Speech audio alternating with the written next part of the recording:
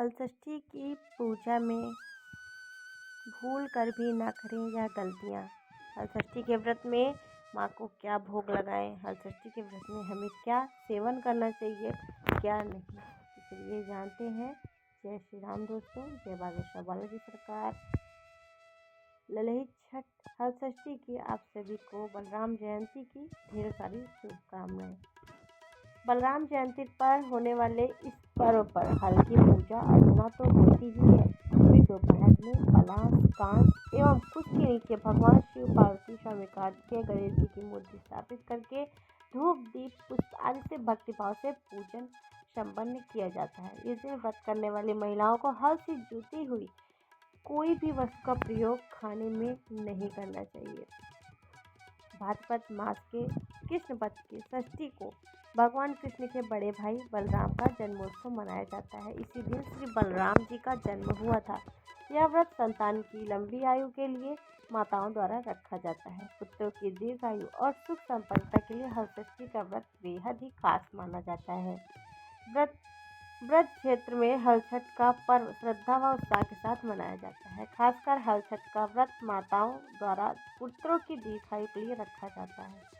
हलषष्ठी व्रत में महिलाएं प्रातःकाल स्नानादि से निवृत्त होकर नित्य कर्म करने के पश्चात हलषष्ठी व्रत धारण करने का संकल्प करती है। बलराम जयंती पर होने वाले इस पर्व पर हल की पूजा अर्चना होती है। फिर दोपहर में पलाश, कांच एवं कुछ के नीचे भगवान शिव, पार्वती, स्वामी कार्तिकेय जी की फोटो या मूर्ति स्थापित करके धूप, दीप, पुष्प आदि से भक्तिभाव से पूजन किया जाता है।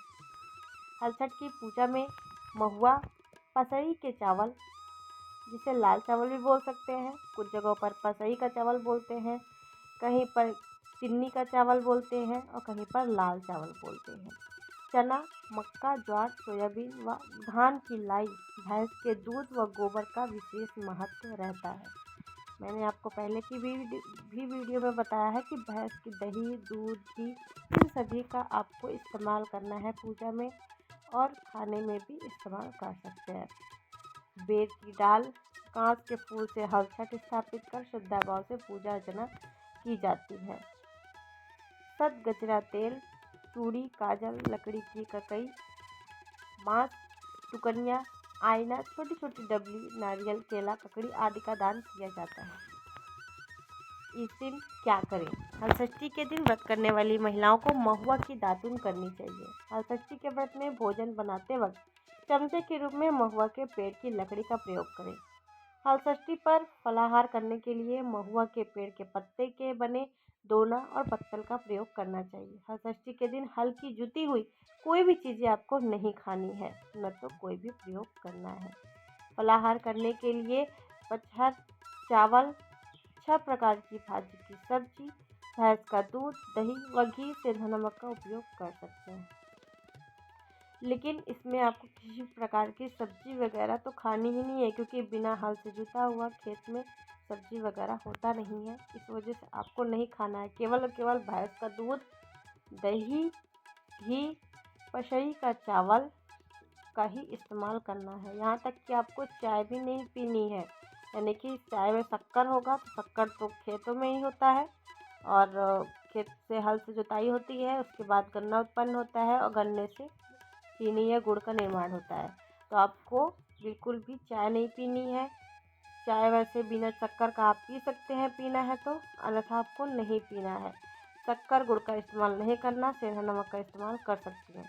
इस दिन आपको बच्चों और जानवरों का खास ध्यान रखना चाहिए। इन्हें खाने के लिए मनपसंद चीज़ें दें। हलषष्ठी के व्रत में क्या ना करें?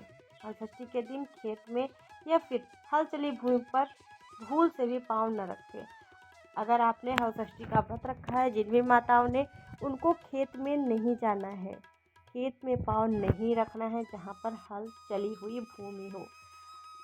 इन जगहों पर आपको बिल्कुल भी भूलकर इस दिन जाना ही नहीं है। हलषष्ठी के दिन हल चले जमीन का अन्न, फल, साग सब्जी का प्रयोग बिल्कुल ना करें।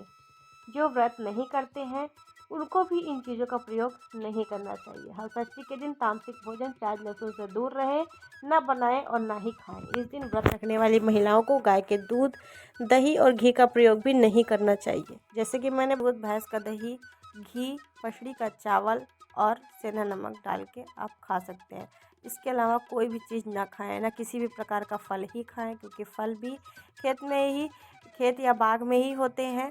तो इस वजह से वहाँ पर भी जुती हुई ही ज़मीन होती है, तभी पेड़ लगाए जाते हैं, जो कि बड़े पेड़ जाके बनते हैं, फल देते हैं। तो ऐसे भी आपको नहीं खाना है। फल तो खाना ही है, ना कोई सब्ज़ी खानी है, ना किसी प्रकार का दाल का इस्तेमाल करना है। कुल मिलाकर आपको पचड़ी का चावल खाना है।